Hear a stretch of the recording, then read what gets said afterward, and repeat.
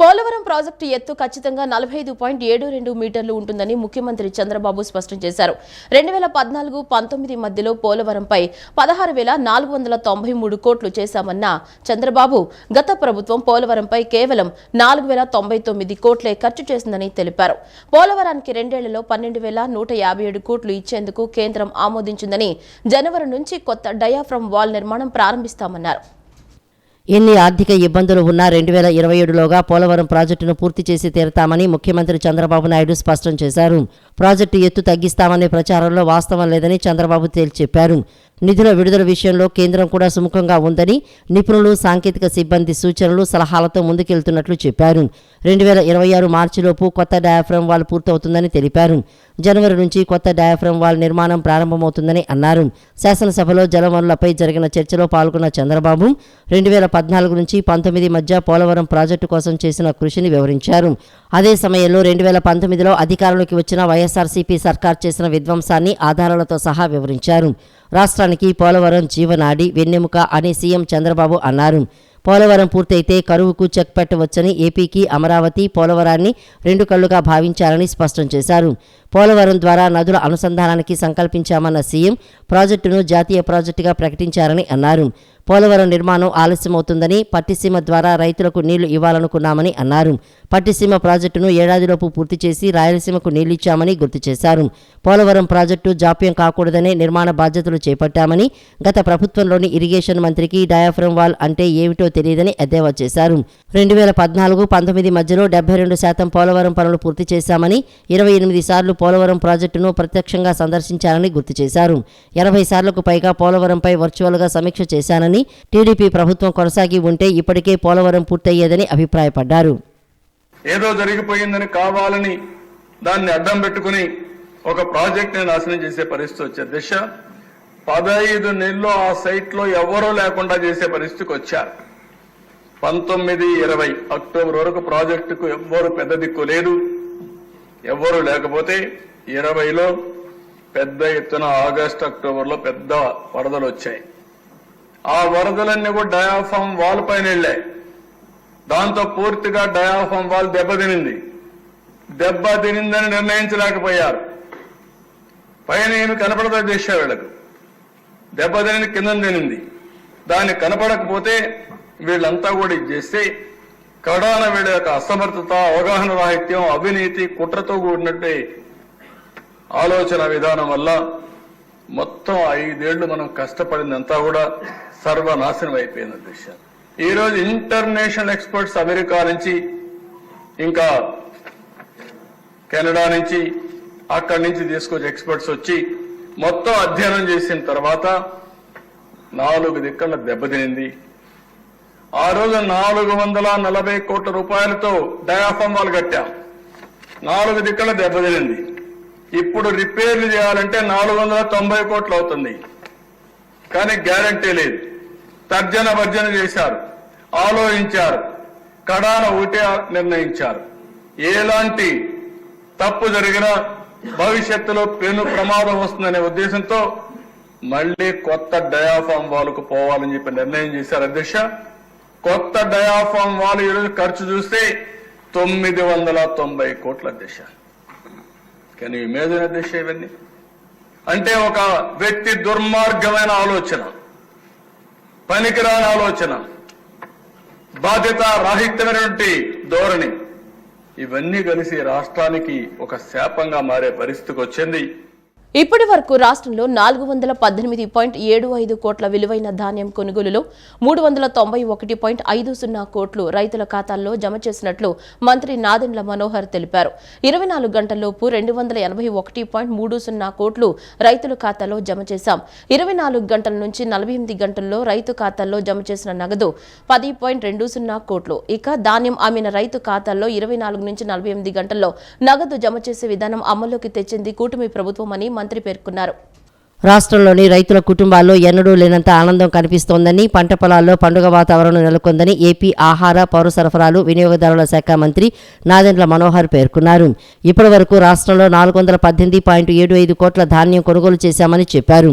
గతంలో ఎప్పుడెప్పుడా నగదు జమ పడేది అని ఎదురుచూపులు చూడాల్సిన పరిస్థితి ఉండేదని, కానీ కూటమి ప్రభుత్వం ధాన్యం కొనుగోలుపై పటిష్ట ప్రణాళిక అమలు చేస్తోందని పేర్కొన్నారు. ధాన్యం విక్రయించిన 24 గంటల్లో నగదు జమ చేస్తున్నామని స్పష్టం చేశారు. కూటమి ప్రభుత్వ విధానాల పట్ల రాష్ట్ర వ్యాప్తంగా రైతులు హర్షం వ్యక్తం చేస్తున్నారని మంత్రి నాదెండ్ల తెలిపారు. ధాన్యం అమ్మిన 24 గంటల్లో నగదు అకౌంట్లోకి జమ అవడం చాలా ఆనందంగా, సంతోషంగా ఉందని రైతులు చెబుతున్నారని వెల్లడించారు. తూర్పుగోదావరి, పశ్చిమ గోదావరి, ఏలూరు, కాకినాడ, కోనసీమ, కృష్ణా, ఎన్టీఆర్ జిల్లాల్లో మొత్తం 617 ధాన్యం కొనుగోలు కేంద్రాలు ఏర్పాటు చేశామన్నారు. ఏలూరు జిల్లా ఉంగుటూరు మండలం రావులపూర్ ఆర్ఎస్కే భీమడోలు ఎఫ్బిఓ ద్వారా ధాన్యం కొనుగోలు చేయబడింది. కొనుగోలు చేయబడిన 24 గంటల్లో మా అమౌంట్ పడిపోయింది. మా ఈ ఆర్బీఐ కేంద్రానికి ఒడ్లు ధాన్యం కొనుగోలు కేంద్రానికి వేసామండి 25 టన్నులు. డబ్బులు కూడా 24 గంటల్లో అమౌంట్ మొత్తం పడిపోయినాయండి. మాకు సివిల్ సప్లై వాళ్ళ లారీలు కూడా సప్లై చేశారండి. మరి గవర్నమెంట్కి ధన్యవాదాలు. సివిల్ సప్లై ఈ పొలం మాదే అండి, బ్రాహ్మణులు మేము చేస్తుంటామండి. దీనికి 120 బస్తాలు అయిందండి బ్రాహ్మణులు ఆర్కేపీ దాంట్లోనూ. అయితే పట్టగారు డబ్బులు వెంటనే పడిపోయినాయండి. 2,04,200 అండి. ఎఫ్టీఓ జనరేట్ చేసాక తంబేసాక సాయంత్రానికల్లా నైట్ 10 గంటలకల్లా దాని డబ్బులు పడిపోయినాయి. 2,18,000 రూపాయలు పడినాయి. ఈ విధానం చాలా బాగుంది. ఆ 150 బ్యాగ్స్ సంవత్సరం కూడా వనలో తోలేమండి. తోలగానే సాయంత్రం ఆర్బీకేలో సాయంత్రం పొద్దున కొట్టారని సాయంత్రం డబ్బులు పడిపోయినాయండి. గత ప్రభుత్వం కానీ ఈ ప్రభుత్వం బాగుందండి, బాగా డబ్బులు పడినాయి. ప్రజా అవసరాల కోసం కాకుండా గురుదక్షిణ కోసం గత ప్రభుత్వం విలువైన భూముల్ని కారు చౌకగా శారదాపీఠానికి కేటాయించిందని మంత్రులు అనగాని సత్యప్రసాద్, అచ్చెన్నాయుడు ధ్వజమెత్తారు. కూటమి ప్రభుత్వం వచ్చాక శారదాపీఠానికి అక్రమంగా ఇచ్చిన భూములు రద్దు చేసినట్లు తెలిపారు. నిబంధనల్ని పట్టించుకోకుండా గురువుకు గురుదక్షిణగా జగన్ ఇచ్చారని ఆరోపించారు. గురుదక్షిణగా ఇచ్చారన్న వ్యాఖ్యలపై మండలిలో వైఎస్ఆర్సీపీ నేత బొత్స అభ్యంతరం తెలిపారు.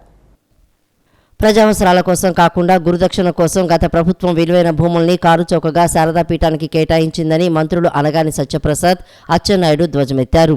కేటాయింపులో అన్ని నిబంధనలు ఉల్లంఘించారని తెలిపారు. ఈ క్రమంలో శారదాపీఠానికి భూముల కేటాయింపులపై శాసనమండలిలో అధికార, విపక్ష పార్టీల మధ్య చర్చ వాడిగా వేడిగా జరిగింది. ఎమ్మెల్సీలు అడిగిన ప్రశ్నలకు రెవెన్యూ శాఖ మంత్రి అనగాని సత్యప్రసాద్ సమాధానమిచ్చారు. విశాఖలో 300 కోట్లు విలువ చేసే భూమిని 15 లక్షలకు శారదాపీఠానికి గత ప్రభుత్వం అప్పగించిందని తెలిపారు. మార్కెట్ విలువ వసూలు చేయాల్సి ఉండగా పాటించలేదని తెలిపారు.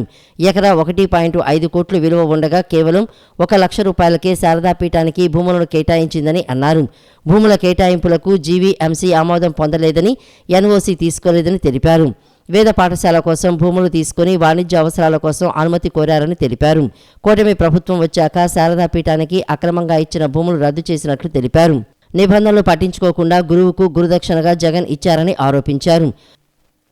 రాష్ట్రంలో భూమి అనేది అధ్యక్ష చాలా సెంటిమెంట్తో కూడినటువంటి అధ్యక్ష. అది అయితే పేద ప్రజలకు ఎవరికైతే భూమి లేదో, ఉపాధి లేదో వాళ్ళకి అసైన్ చేయటము, లేదా ఇతర ప్రజా ప్రయోజనాలకు వాడాలి అధ్యక్ష. కానీ గత ముఖ్యమంత్రి జగన్మోహన్ రెడ్డి అతను గురువుకి గురు దక్షిణగా ఈ యొక్క శారదా పీఠాధిపతి ఎవరైతే ఉన్నారో స్వరూపానంద స్వామికి అధ్యక్ష గిఫ్ట్గా ఇవ్వడం జరిగింది అధ్యక్ష. నేను చెప్పినట్టు అధ్యక్ష ప్రజా ప్రయోజనాలకి ఇవ్వచ్చు సార్. గత ప్రభుత్వాలు కూడా అధ్యక్ష సార్, గత ప్రభుత్వాలు కూడా ఎన్నో భూములు ఎంతో మందికి ఇచ్చారు అధ్యక్ష. దానికి నిదర్శనం హైదరాబాద్ అధ్యక్ష. చుట్టుపక్కల ఎన్నో కంపెనీలకు ఇచ్చారు కాబట్టి, ఎన్నో ప్రయోజనాల కార్యక్రమాలకు ఇచ్చారు కాబట్టి ఈ రోజు హైదరాబాద్ ముందడుగేసింది అధ్యక్ష. ఈ రోజు మనం వెనకబడే కారణం ఏంటో చెప్తాం అధ్యక్ష. మళ్ళా పునర్నిర్మించుకుంటాం ఆంధ్రప్రదేశ్ అంటే వాళ్ళు చేసిన పాపం అధ్యక్ష. అది గత 5 సంవత్సరాలు వాళ్ళు చేసిన పాపం అధ్యక్ష. నేను క్లియర్ గా చెప్పాను అధ్యక్ష. విశాఖపట్నం భూమినిపట్నం కొత్తవలస గ్రామంలో సర్వే నంబర్ 102 లోని 15 ఎకరాల భూమిని సాంస్కృతిక పాఠశాలకు జరిగింది అధ్యక్ష. అయితే అప్పుడు కలెక్టర్ గారు 1,50,00,000 రూపాయలు ఎకరం అంటే, కానీ మార్కెట్ విలువ అధ్యక్ష దాదాపుగా 300 కోట్ల అధ్యక్ష. అంటే 300 కోట్లు విలువ చేసే భూమిని అన్యాయంగా కేవలం గురువు అని చెప్పేసి 15 లక్షల రూపాయలకి ఇవ్వడం అధ్యక్ష చాలా దారుణం అధ్యక్ష. అసెంబ్లీ పలు బిల్లులకు శాసనసభ ఆమోదం తెలిపింది. అబ్కారీ సవరణ బిల్లు, మద్య నిషేధ సవరణ బిల్లు, ఏపీ సహకార సంఘాల సవరణ బిల్లులకు సభ ఆమోదం తెలిపింది. డీసీసీ బిల్లు, ఇతర సహకార సంఘాల ఎన్నికలకు సంబంధించి 3 పిల్లల నిబంధనను తొలగిస్తూ కూడా సవరణ చేశామని మంత్రి అచ్చెన్నాయుడు స్పష్టం చేశారు. ఏపీ అబ్కారీ సవరణ బిల్లు 2024ను ఎక్సైజ్ శాఖ మంత్రి కొల్లు రవీంద్ర శాసనసభలో ప్రవేశపెట్టారు. స్వదేశంలో తయారైన విదేశీ మద్యం వ్యాపార క్రమబద్ధీకరణ సవరణ బిల్లు 2024ను మంత్రి కొల్లు సభలో ప్రవేశపెట్టారు. ఏపీ మద్య నిషేధ సవరణ బిల్లు 2024ను కూడా మంత్రి శాసనసభలో ప్రవేశపెట్టారు. వీటిని సభ ఆమోదించింది. ఏపీ సహకార సంఘాల సవరణ బిల్లు 2024ను మంత్రి అచ్చెన్నాయుడు శాసనసభలో ప్రవేశపెట్టారు. రైతు భరోసా కేంద్రాల వల్ల ప్రాథమిక వ్యవసాయ సహకార సంఘాలకు లింకు తెగిపోయిందని, పీఎస్సీఎస్కు మార్కెట్ కమిటీల అనుసంధానం చేసేందుకు వీలుగా ఈ సవరణ చేస్తూ ప్రభుత్వం నిర్ణయం తీసుకుంది. రైతు సేవా కేంద్రాల ద్వారా ఈ లోటును పూడ్చేలా కార్యాచరణ చేపట్టామని మంత్రి అచ్చెన్నాయుడు శాసనసభకు తెలిపారు. డీసీసీబీలు, ఇతర సహకార సంఘాల ఎన్నికలకు సంబంధించి 3 పిల్లల నిబంధనలు తొలగిస్తూ కూడా సవరణ చేశామని మంత్రి స్పష్టం చేశారు. ఈ బిల్లులకు సభ ఆమోదం తెలిపింది. విరబూసిన గులాబీల సోయగాలు, మైమరపించే పూల అందాలు, విభిన్న పుష్పజాతులు, ఆకట్టుకునే మొక్కలు, ఆరోగ్యకరమైన చిరుధాన్యాలు ఉత్పత్తులు, వీటి కలయికతో అపూర్వమైన ప్రదర్శనకు విజయవాడ నగరం సిద్ధమవుతుంది. ఈ నెల 22 నుంచి 4 రోజుల పాటు rose society of Andhra Pradesh, Haritapriya plant lovers society ఆధ్వర్యంలో జాతీయ గులాబీ ప్రదర్శన చూపరులను కనువిందు చేయబోతుందని రోజ్ సొసైటీ ఆంధ్రప్రదేశ్ సభ్యులు ఆశాభావం వ్యక్తం చేస్తున్నారు. గులాబీలు గుబాలింపు మనసును ఆహ్లాదపరుస్తుంది. 100 రకాల గులాబీలు ఒకే చోట కొలువి తీరితే అందానికి, చూసే ఆనందానికి అవధులే ఉండవు. విభిన్న గులాబీల సమాచారం, గులాబీ మొక్కల పెంపకంపై అవగాహన కల్పించేందుకు విజయవాడ రోజ్ గార్డెన్ ఏర్పాటు చేయబోతోంది. ఈ రోజ్ గార్డెన్ నిర్వహణపై నగరంలోని పిన్నమనేని సిద్ధార్థ హోటల్ మేనేజ్మెంట్ కళాశాల ప్రాంగణం నందు రోజ్ సొసైటీ ఆఫ్ ఆంధ్రప్రదేశ్ ప్రతినిధులు విలేకరుల సమావేశాన్ని నిర్వహించారు. ఈ సమావేశంలో రోజ్ సొసైటీ అధ్యక్షురాలు ఉషారాణి, ప్రధాన కార్యదర్శి G Lakshmi, convener Padmapriya, competitions organizer Suma, పూర్వపు అధ్యక్షురాలు సీతా మహాలక్ష్మి, ఛాయ, రథలక్ష్మి, లక్ష్మీ తులసి, మౌనిక, శకుంతల, నళిని, శుభ, ఉమా, ఉషా పలువురు సభ్యులు విలేకరుల సమావేశంలో పాల్గొన్నారు. అధ్యక్షురాలు ఉషారాణి మీడియాతో మాట్లాడుతూ ఈ నెల 22 నుంచి 4 రోజుల పాటు విజయవాడ సిద్ధార్థ హోటల్ మేనేజ్మెంట్ కళాశాల వేదికగా 8వ రాష్ట్ర వ్యవసాయ ఉద్యానవన ప్రదర్శన, 7వ వార్షిక గులాబీ పూల ప్రదర్శన నిర్వహిస్తున్నట్లు తెలిపారు.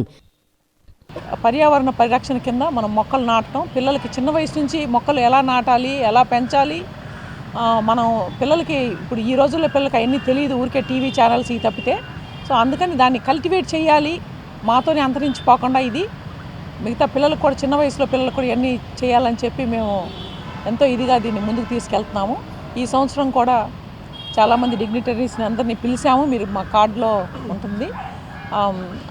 రేపు 22వ తారీఖు జరిగేదానికి నారాయణ గారు చీఫ్ గెస్ట్గా వస్తున్నారు.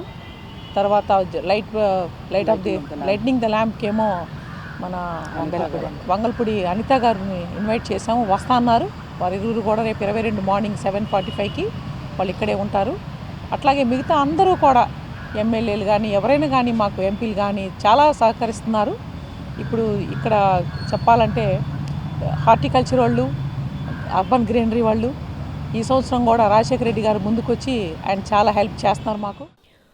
ప్రధాన కార్యదర్శి లక్ష్మి మాట్లాడుతూ విరబూసిన గులాబీలు, సోయగాలు, విభిన్నమైన పుష్పజాతులు అన్నీ ఒకే చోట ఉండే విధంగా ప్రదర్శన ఏర్పాటు చేయబోతున్నట్లు తెలిపారు. ప్రజలందరూ వచ్చి అన్నీ దానికి సంబంధించినవన్నీ చూసి, మా దాంట్లో చాలా రకాల క్లాసెస్ కూడా ఉన్నాయండి. టెర్రస్ గార్డెన్ గురించి, వర్మీ కంపోస్ట్ తయారీ గురించి, గ్రాఫ్టింగ్ గురించి, రకరకాల మొక్కలు, వాటి పెంపకం, దానికి సంబంధించిన కావాల్సిన న్యూట్రిషన్స్, ఎరువులు అవన్నీ కూడా ఇక్కడ నేర్పబడతాయండి. క్లాసెస్ తీసుకోబడతాయి. మీరు అందరూ వచ్చి దీన్ని సక్సెస్ చేయాలని కోరుకుంటున్నాము. అనంతరం పద్మప్రియ మాట్లాడుతూ కేవలం గులాబీల ప్రదర్శనకే పరిమితం చేయకుండా అలంకరణ మొక్కలు, గార్డెనింగ్ మొక్కలను ప్రదర్శనలో ఏర్పాటు చేయనున్నట్లు పేర్కొన్నారు. కాకినాడ రోజ్ భారతదేశంలో దొరికే 3000 రకాల గులాబీలు అందుబాటులో ఉన్నాయని, అందులో 500 రకాల ప్రదర్శన ఉంచారు. గులాబీలకే కాకుండా బంతి, చామంతి, పెటోరియం, బొన్సాయి, ఎడినియం ప్రత్యేకమైన అలంకరణ మొక్కలు కొలువు తీరనున్నాయని తెలియజేశారు. చిరుధాన్యాలు తయారు చేసే ఆహార పదార్థాలు ప్రత్యేకంగా స్టాళ్లు ఏర్పాటు చేస్తామని చెప్పారు. రోజ్ ప్రదర్శనతో వివిధ రకాల ఈవెంట్స్ నిర్వహిస్తున్నట్లు నిర్వాహకురాలు సుమ తెలిపారు. 1వ తరగతి నుంచి డిగ్రీ కళాశాల విద్యార్థులు ఫ్లవర్ రంగోలీ, ఉపన్యాసం, డ్రాయింగ్, ఎకో ఫ్రెండ్లీ సింబ్లింగ్, fancy dress competitions, flower arrangement పోటీలు నిర్వహిస్తామని వివరించారు. రాష్ట్రంలో గులాబీ తోటలు అభివృద్ధికి రోజ్ సొసైటీ ఆఫ్ ఆంధ్రప్రదేశ్ కృషి చేస్తోందని వివరించారు. విభిన్న గులాబీల సమాచారం, పెంపకంపై అవగాహన కల్పించేందుకు ఈ ప్రదర్శనను ప్రతి ఏటా నిర్వహిస్తున్నామని అన్నారు. హైదరాబాద్, బెంగళూరు మహానగరాల్లో మాత్రమే కనిపించే జాతీయ గులాబీల ప్రదర్శన అందరూ విచ్చేసి విజయవంతం చేయాలని రోజ్ సొసైటీ ఆఫ్ ఆంధ్రప్రదేశ్ సభ్యులు కోరుతున్నారు. మొక్కలకు సంబంధించిన అన్నీ వస్తున్నాయండి. స్టాండ్లు, కుండీలు, దానికి కావాల్సిన ఉర్లీలు, ఉట్టులు అంటే లేస్తో తయారు చేసిన వాటిల్లో కుండీలు పెట్టుకున్న ఎరువులు, పెస్టిసైడ్స్, కెమికల్ కాదండి, అన్నీ ఆర్గానిక్, అట్లాంటివి అన్నీ కూడా వస్తున్నాయి. చాలా స్టాల్స్ పెడుతున్నామండి మేము. ప్రతి ఏడు ఇది 8వ ఎగ్జిబిషన్ అండి. చాలామంది ఇక్కడే ప్రతి చోటకి వెళ్ళి ఒక్కో చోట కొనే బదులు అన్నీ ఒకే గ్రౌండ్లో దొరికేట్టుగా మేము ఈ మొక్కల పెంపకం అనేది చిన్నారులకు కూడా అలవాటు చేయాలి చిన్న వయసు నుంచి అన్న ఉద్దేశంతో మేము వారికి పర్యావరణ పరిరక్షణ సహితంగా కాంపిటీషన్స్ అనేవి నిర్వహిస్తాము. ఈ కాంపిటీషన్స్ మా రోజ్ సొసైటీ వాళ్ళు 4 రోజులు షోలో ప్రతిరోజు పగలు ఈవినింగ్ కాంపిటీషన్స్ అనేవి జరుగుతాయి. వాటి వివరాలు ఇప్పుడు మీకు చెప్తాము. 22వ తారీఖు మార్నింగ్ ఫ్లవర్ రంగోలీ అనేది ఉంటుందండి 8 నుంచి 11 గంటలకు. అలాగే సాయంత్రం ఎలక్యూషన్ కాంపిటీషన్ ఉంది 4 to 6 o'clock. బాపూజీ కలలుగన్న పరిశుభ్ర భారతావని లక్ష్యంగా కేంద్ర ప్రభుత్వం స్వచ్ఛ భారత్ మిషన్ను ప్రారంభించిందని స్వచ్ఛంద్ర కార్పొరేషన్ చైర్మన్ కొమ్మారెడ్డి పట్టాభిరామ్ తెలిపారు. 2014-19లో 100% బహిరంగ మల విసర్జన రహిత ODF లక్ష్యాలను చేరుకోవడం జరిగిందన్నారు. ప్రధాని, ముఖ్యమంత్రి, ఉప ముఖ్యమంత్రి నేతృత్వంలో ODF ప్లస్ ఆదర్శ గ్రామాలుగా తీర్చిదిద్దడం లక్ష్యంగా విశేష కృషి జరుగుతోందని వెల్లడించారు. బాపూజీ కలలుగన్న పరిశుభ్ర భారతావని లక్ష్యంగా కేంద్ర ప్రభుత్వం స్వచ్ఛ భారత్ మిషన్ను ప్రారంభించిందని, ఈ కార్యక్రమంతో 10 ఏళ్ల కాలంలో స్వచ్ఛత, పరిశుభ్రతలో విప్లవాత్మక మార్పులు వచ్చాయని, మరుగుదొడ్లు, కమ్యూనిటీ శానిటరీ కాంప్లెక్స్ల నిర్మాణంతో పాటు నిర్వహణలోనూ ఆదర్శంగా నిలవాల్సిన అవసరం ఉందని స్వచ్ఛాంధ్ర కార్పొరేషన్ చైర్మన్ కొమ్మారెడ్డి పట్టాభిరామ్ స్పష్టం చేశారు. ప్రపంచ మరుగుదొడ్ల దినోత్సవం సందర్భంగా మంగళవారం జిల్లా కలెక్టర్ కార్యాలయంలో గ్రామీణ నీటి సరఫరా, పారిశుద్ధ్య శాఖ ఆధ్వర్యంలో నిర్వహించిన జిల్లా నీటి పారిశుద్ధ్య మిషన్ సమావేశంతో పాటు ప్రత్యేక కార్యక్రమంలో Swachhandhra corporation chairman Kommareddy Pattabhiram, MD B Anil Kumar Reddy, incharge collector doctor Nidhi Meena తదితరులు పాల్గొన్నారు. మన మరుగుదొడ్లు మన గౌరవం, మరుగుదొడ్లు శుభ్రంగా ఉంచుకోండి, ఆనందంగా జీవించండి అంటూ రూపొందించిన పోస్టర్లను ఆవిష్కరించడంతో పాటు ప్రతిజ్ఞ చేయించారు. సమాజానికి విశేష సేవలు అందిస్తున్న పారిశుద్ధ్య కార్మికులను సత్కరించడంతో పాటు లబ్ధిదారులకు వ్యక్తిగత మరుగుదొడ్ల మంజూరు పత్రాలను అందజేశారు. హమారా శౌచాలయ హమారా సమ్మాన్ అని చాలా యాప్ట్గా దాన్ని పెట్టడం జరిగింది. అదేవిధంగా every year United nations also gives a theme for world toilet day, and this year the United nations has given a theme called toilets a place for piece. So safe toilets for all by 2030 అనే ఒక sustainable development goal target పెట్టుకుని United nation కూడా పనిచేస్తూ ఉంది. ఇంకా still they say there are around 419 million people across the globe who still don't use a toilet. So, ఐక్యరాజ్య సమితి కానివ్వండి, మన భారతదేశ ప్రభుత్వం కానివ్వండి, దీనికి అత్యంత ప్రాధాన్యతనిస్తున్నటువంటి కార్యక్రమం ఇది. చాలా మార్పు వచ్చింది 10 సంవత్సరాల కాలంలో. స్వచ్ఛ భారత్ అభియాన్ మనం ప్రారంభించిన తర్వాత చాలా మార్పు వచ్చింది. దేశవ్యాప్తంగా అనేక గ్రామాలు మనం ODF మనం ప్రకటించుకున్నాం. 2014-19 మధ్య ఆనాటి గౌరవ రాష్ట్ర ముఖ్యమంత్రి, ప్రస్తుత ముఖ్యమంత్రి నారా చంద్రబాబు నాయుడు గారి సారథ్యంలో 100% ODF మనం సాధించాం. Swachhandhra corporation MD B Anil Kumar Reddy మాట్లాడుతూ రాష్ట్రంలో వినూత్న ఆలోచనలతో స్వచ్ఛ భారత్ అభియాన్ కార్యక్రమం పనులకు కృషి చేస్తున్నట్లు తెలిపారు. వ్యక్తిగత మరుగుదొడ్లు, కమ్యూనిటీ శానిటరీ కాంప్లెక్స్ల నిర్మాణాలు, నిర్వహణ లక్ష్యాల సాధనకు సరైన కార్యాచరణతో పనిచేస్తున్నట్లు వెల్లడించారు. మరుగుదొడ్ల సౌకర్యం అనేది మానవ హక్కులతో ముడిపడిన అంశమని, మంగళవారం ప్రారంభమైన ప్రత్యేక కార్యక్రమాలు అంతర్జాతీయ మానవ హక్కుల దినోత్సవమైన డిసెంబర్ 10 వరకు నిర్వహించనున్నట్లు incharge collector doctor Nidhi Meena తెలిపారు. లబ్ధిదారులను గుర్తించి వ్యక్తిగత మరుగుదొడ్లను మంజూరు చేయనున్నట్లు వెల్లడించారు. మరుగుదొడ్ల నిర్మాణం, నిర్వహణ, పరిశుభ్రతకు అత్యంత ప్రాధాన్యం ఇవ్వనున్నట్లు పేర్కొన్నారు. After assessment of the best toilet, we will felicitate the concerned, the contributors of the entire campaign, the sanitation workers. We will be felicitating best individual toilets, community sanitary complexes, and also those who are maintaining higher standards of sanitation at the level of the institutes. So it is we, with cooperation of all the departments, including this RWS and Panchayati Raj department and many involvement of district machinery, mandal level staff and also the Sachivalayam staff, we are also going to ensure that many other activities like competitions at the level of the school or beautification of the toilets, all these are undertaken and it is successfully conducted. So I would like to, again we can take the program further and I would like to request MD sir. కూటమి ప్రభుత్వంలో ఉద్యోగులందరూ ఇబ్బందులు పడుతున్నారని MLC వరదు Kalyani అన్నారు. Assembly media పాయింట్లో ఆమె మాట్లాడుతూ 108, 104 ఆశా వర్కర్లు, అంగన్వాడీ ఉద్యోగులు ఆందోళన చేస్తున్నారని, సమస్యలన్నింటినీ పరిష్కరించాలని డిమాండ్ చేశారు. ఉద్యోగుల సమస్యలపై శాసన మండలిలో ప్రభుత్వాన్ని నిలదీస్తామన్న వరదు కళ్యాణి నిన్న హోంమంత్రి అనిత మహిళలపై జరుగుతున్న నేరాలపై అబద్దాలు చెప్పారని మండిపడ్డారు. సాక్షాత్తు హోంమంత్రి నివాసం ఉన్న విశాఖలోనే మహిళలపై నేరాలు జరుగుతున్నాయన్నారు. 108, 104 అనేది రాజశేఖర్ రెడ్డి గారు తీసుకొచ్చారు. జగన్మోహన్ రెడ్డి గారు వాటికి ఎంతగానో నిధులు కేటాయించి వాళ్ళకి చాలా సపోర్ట్ చేయడం జరిగింది. పేదవాడికి ఎవరికైనా ఈ ప్రజల్లో ఎవరికైనా కూడా యాక్సిడెంట్ జరిగితే జస్ట్ ఫోన్ చేసిన 10 నిమిషాల్లో వచ్చి హాస్పిటల్ తీసుకెళ్ళడానికి 108 ఎంతగానో ఉపయోగపడేది. అలాగే 104 మనం చూసాం, ఫ్యామిలీ డాక్టర్ కాన్సెప్ట్ అయితేనేం గ్రామాల్లోకి వెళ్ళి వైద్యం చేయడానికి ఇవన్నీ కూడా చాలా 104 వెహికల్స్ ఉపయోగపడేది. ఆ వ్యవస్థలన్నింటినీ ఇప్పుడు ఈ ప్రభుత్వం అధికారంలోకి వచ్చాక నిర్వీర్యం చేస్తూ ఉన్న పరిస్థితి మనం చూసాము. అలాగే ఆశా వర్కర్లు, అంగన్వాడీలు తీసుకుంటే వాళ్ళు న్యాయబద్ధంగా చాలా డిమాండ్స్ అడుగుతూ ఉన్నారు. వాటన్నిటికీ పరిష్కారం చూపించాలి. పిఎఫ్లు, గ్రాడ్యుటీ ఇవన్నీ కూడా చూడాల్సిన అవసరం ప్రభుత్వం మీద ఉంది. గత సమావేశాల్లో అలాగే ఈ సమావేశాల్లో పీడీఎఫ్ ఎమ్మెల్సీలు అడిగిన ఒక ప్రశ్న కూడా రాలేదని ఎమ్మెల్సీ ఐ వెంకటేశ్వరరావు ఆవేదన వ్యక్తం చేశారు. అధికారుల దృష్టికి తీసుకెళ్లినా మార్పు లేదన్నారు. అసెంబ్లీ మీడియా పాయింట్లో ఆయన మాట్లాడుతూ అధికార ప్రతిపక్షాలు గతం గురించి మాట్లాడుకోవడం తప్ప ప్రజా సమస్యలు మాట్లాడడం లేదని అన్నారు. ఆర్టీసీకి ఉన్న సేఫ్ గార్డ్స్ కొనసాగించాలని, అలవెన్స్లు ఇవ్వాలని కోరామన్నారు. సేఫ్ గార్డ్స్ కొనసాగించాలని ప్రభుత్వాన్ని డిమాండ్ చేశారు. వీటి చెల్లింపునకు ప్రభుత్వం ఉత్తర్వులు ఇవ్వాలని కోరారు. ఆర్టీసీకి ఉన్నటువంటి యొక్క సేఫ్ గార్డ్స్ అన్నీ కూడా కొనసాగించాలని చెప్పి మేము గత అనేక సమావేశాలలో గత ప్రభుత్వం దృష్టికి తీసుకొచ్చాం. ముఖ్యంగా ఆర్టీసీ రన్నింగ్ స్టాఫ్ ఎవరైతే ఉన్నారో, డ్రైవర్లు, కండక్టర్లు, అసిస్టెంట్ డిపో క్లర్కులు, టీటీఐలు, ఇన్స్పెక్టింగ్ స్టాఫు, వీరందరికీ కూడా మోటార్ ట్రాన్స్పోర్ట్ వర్కర్స్ యాక్ట్ ప్రకారంగా డే అవుట్, నైట్ అవుట్ టీఏలు చెల్లిస్తుండేవాళ్ళు. గ్యారేజ్లో పనిచేసే వాళ్ళకి ఫ్యాక్టరీ యాక్ట్ ప్రకారంగా నైట్ అవుట్ చెల్లిస్తేవారు.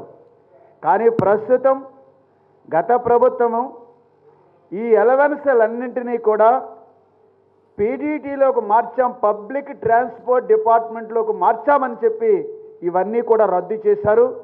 ఇవన్నీ కూడా పునరుద్ధరించాలి, ఈ సేఫ్ గార్డ్ కొనసాగాలని చెప్పి ఈరోజు అయితే అలా కొనసాగడానికి ఆర్టీసీలో ఉంది కాబట్టి మేము చెల్లించలేము. ప్రభుత్వంలో మారింది, ప్రభుత్వంలో అలాంటి ఉత్తర్వులు ఇవ్వలేదు కాబట్టి చెల్లించడం ట్రెజరీ అధికారులు చెప్తున్నారు. అందువల్ల వీటి చెల్లింపుకి ప్రభుత్వం ఉత్తర్వులు ఇవ్వాలని చెప్పి ఈ స్పెషల్ మనిషిని ద్వారా ప్రస్తావించడం జరిగింది. వాలంటీర్లకు పెండింగ్లో ఉన్న జీతాలను తక్షణమే చెల్లించాలని ఏఐవైఎఫ్ నాయకులు లంకా గోవిందరాజులు డిమాండ్ చేశారు. వాలంటీర్లకు ఎన్నికల ముందు ఇచ్చిన హామీలను సీఎం చంద్రబాబు అమలు చేయాలని, ఉద్యోగ భద్రత కల్పించాలని విజ్ఞప్తి చేశారు. వాలంటీర్స్ అసోసియేషన్ మరియు ఏఐవైఎఫ్ ఆధ్వర్యంలో వాలంటీర్ల సమస్యలపై పోస్టు కార్డుల ఉద్యమం పిలుపులో భాగంగా గవర్నర్పేట బకింగ్ పోస్టాఫీసు వద్ద ముఖ్యమంత్రికి కరపత్రాన్ని పోస్టు ద్వారా పంపించారు.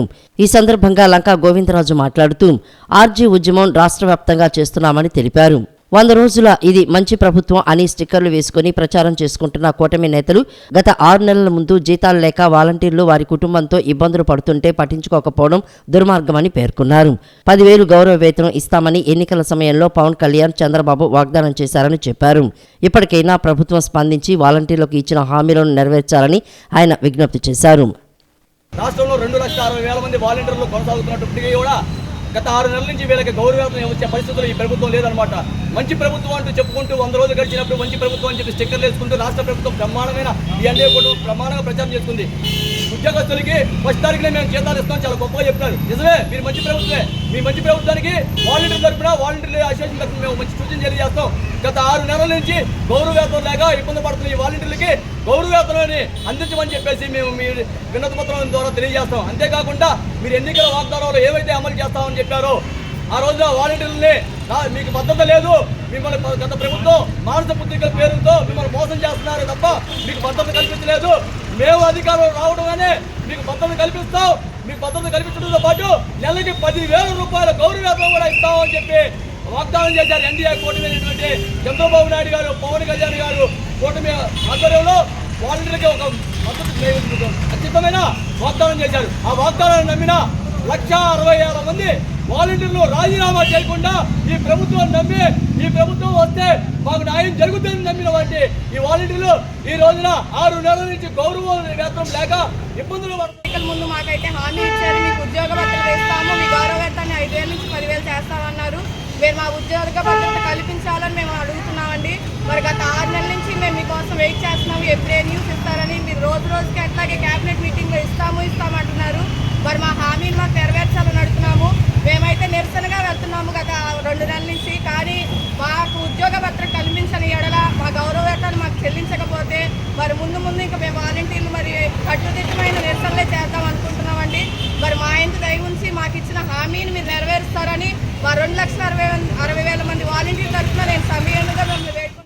ఆర్థికంగా, రాజకీయంగా, విద్య తదితర రంగాల్లో మత్స్యకారులకు సామాజిక న్యాయం జరిగే విధంగా కేంద్ర రాష్ట్ర ప్రభుత్వాలు చర్యలు తీసుకోవాలని GPR charitable trust chairman Girikina Paidiraju విజ్ఞప్తి చేశారు. ఈ నెల 21వ తేదీన ప్రపంచ మత్స్యకారుల దినోత్సవ వేడుకలను మత్స్యకారులు ఘనంగా నిర్వహించుకోవాలని పిలుపునిచ్చారు. నగరంలోని గాంధీనగర్ ప్రెస్ క్లబ్ నందు GPR charitable trust chairman Girikina Paidiraju విలేకరుల సమావేశాన్ని నిర్వహించారు. పైడిరాజు మీడియాతో మాట్లాడుతూ ఈ నెల 21వ తేదీన ప్రపంచ మత్స్యకారుల దినోత్సవ వేడుకలను మత్స్యకారులు ఘనంగా నిర్వహించుకోవాలని పిలుపునిచ్చారు. ప్రపంచ మత్స్యకారుల దినోత్సవం అన్ని వర్గాల ప్రజలతో కలిసిమెలిసి మత్స్యకారులు పెద్ద పండుగ నిర్వహించాలన్నారు. కేంద్ర రాష్ట్ర ప్రభుత్వాలు మత్స్యకారుల సంక్షేమానికి ప్రవేశపెట్టిన పథకాల లబ్ధి నిజమైన మత్స్యకారులకు అందే విధంగా క్షేత్రస్థాయి నుండి చర్యలు చేపట్టాలన్నారు. ఆర్థికంగా, రాజకీయంగా, విద్య తదితర రంగాల్లో మత్స్యకారులకు సామాజిక న్యాయం జరిగే విధంగా కేంద్ర రాష్ట్ర ప్రభుత్వాలు చర్యలు తీసుకోవాలని విజ్ఞప్తి చేశారు. ఇతర రాష్ట్రాల్లో మత్స్యకారులు ఎస్టీ జాబితాలో ఉన్నారని, ఏపీలో కూడా మత్స్యకారులను ఎస్టీ జాబితాలో చేర్చాలని ఆయన డిమాండ్ చేశారు. మత్స్యకారుల అభివృద్ధికి, వికాసానికి అవగాహన సదస్సులు నిర్వహించాలని పేర్కొన్నారు. ప్రపంచ మత్స్యకారుల దినోత్సవం నవంబర్ 21 జరుపుకోవాలని, మత్స్యకారులు అందరూ కూడా ఈ కార్యక్రమంలో పాల్గొనాలని మా అన్ని జిల్లాల నుండి వచ్చినటువంటి లీడర్లు తరపున మేమందరం కలిసి పిలుపునిస్తున్నాం. ప్రజల యొక్క ప్రాబ్లమ్స్ ఏంటి, అవి గవర్నమెంట్కి తెలియజేయడం, గవర్నమెంట్ వాళ్ళకి ఏం చేయాలి అనేది ఒక డిమాండ్స్ చెప్పడం, ఇవన్నిటినీ కూడా మేము ఇటు ప్రజలు అభివృద్ధి సంక్షేమం కోసం ఈ ట్రస్ట్ ద్వారా తెలియజేస్తూ ఉంటాం. ఇప్పుడు ప్రపంచ మత్స్యకారుల దినోత్సవం సందర్భంగా ఈ మత్స్యకారులందరికీ శుభాకాంక్షలు తెలియజేస్తున్నాం మా చారిటబుల్ ట్రస్ట్ తరపున. అలాగే ఇక్కడికి వచ్చినటువంటి అన్ని జిల్లాల నుండి వచ్చినటువంటి లీడర్స్, నాయకులు, మత్స్యకారు నాయకులు అందరికీ కూడా నా హృదయపూర్వక నమస్కారాలు తెలియదు. ఈ రాష్ట్ర ఫెడరేషన్ ఒకటి పెట్టమని దీనికి 50 మంది డైరెక్టర్లు ఈ విధంగా చేస్తుంది ఈ గవర్నమెంట్. మరి మన ఏడీ ఫిషరీస్ కానీ నేషనల్ ఫిషరీస్ ఇన్వాల్వ్ చేసుకొని అక్కడ ఎన్ని పథకాలు ఉన్నాయి అన్ని పథకాలని ఈ రాష్ట్రానికి ఆహ్వానించి ఈ మత్స్యకారులకి చేయాలని కూడా ఈ సందర్భంగా కోరుకుంటున్నాం. అందుకని కేంద్రం ఈ రాష్ట్రం అడిగినా అడగపోయినా కేంద్రం తనకు తోచిన వంతు ఈ గవర్నమెంట్ తీర ప్రాంతాలే కానీ నదీ ప్రాంతాలే కానీ అనేక ప్రాంతాలు. ఏపీలో బీసీ కుల గణన జరిగే వరకు బీసీ సంఘాలు ఐక్యంగా ఒక వేదిక ద్వారా ప్రభుత్వంపై రాజీలేని పోరాటం చేయాలని బీసీ నేత పూర్ణచంద్రరావు పిలుపునిచ్చారు. ఏపీలో కుల గణన జరిగితేనే బీసీలకు అన్ని రంగాల్లో న్యాయం జరుగుతుందని ఆశాభావం వ్యక్తం చేశారు. నగరంలోని గాంధీనగర్ ప్రెస్ క్లబ్ నందు బీసీ సంఘం సమన్వయ సదస్సు నిర్వహించారు. ఈ సమావేశంలో బీసీ నేతలు పూర్ణచంద్రరావు, పరంజ్యోతి మాట్లాడుతూ అన్ని రాజకీయ పార్టీలు బీసీలను అధికారం కోసం వాడుకొని అవసరం తీరాక వాళ్ళ నోళ్లు నొక్కేస్తున్నారని మండిపడ్డారు. వివిధ పదవుల్లో ఉన్న బీసీ నేతలు అసెంబ్లీ, పార్లమెంటు, రాజ్యసభ తదితర సభల్లో మిగతా బీసీల గురించి మాట్లాడే పరిస్థితి లేదన్నారు. ఏపీలో కుల గణన జరిగితేనే బీసీలకు అన్ని రంగాల్లో న్యాయం జరుగుతోందని ఆశాభావం వ్యక్తం చేశారు. బీసీలందరూ ఒకే వేదికపైకి వచ్చి కుల గణన జరిగే వరకు పోరాటం చేయాలని బీసీ నేతలు పిలుపునిచ్చారు. కుల గణన జరిగితేనే 56% జనాభా ఉన్న పూర్తి స్థాయిలో బీసీలకు న్యాయం జరుగుతుందని స్పష్టం చేశారు. అన్ని రాజకీయ పార్టీలు కూడా బీసీలని వాడుకోవటానికే ప్రయత్నం చేస్తున్నాయి తప్ప వారికి ఉపయోగపడే విధంగా ఎక్కడా లేదు. అలానే బీసీల నుంచి వివిధ పార్టీల్లో ఎన్నిక కాబడినటువంటి ప్రజాప్రతినిధులు, బీసీ ప్రజాప్రతినిధులు, అలానే బీసీ నామినేటెడ్ పోస్టులు సాధించిన వాళ్ళు కూడా బీసీల గురించి ఏమాత్రం కూడా మాట్లాడలేని స్థితి ఏర్పడింది.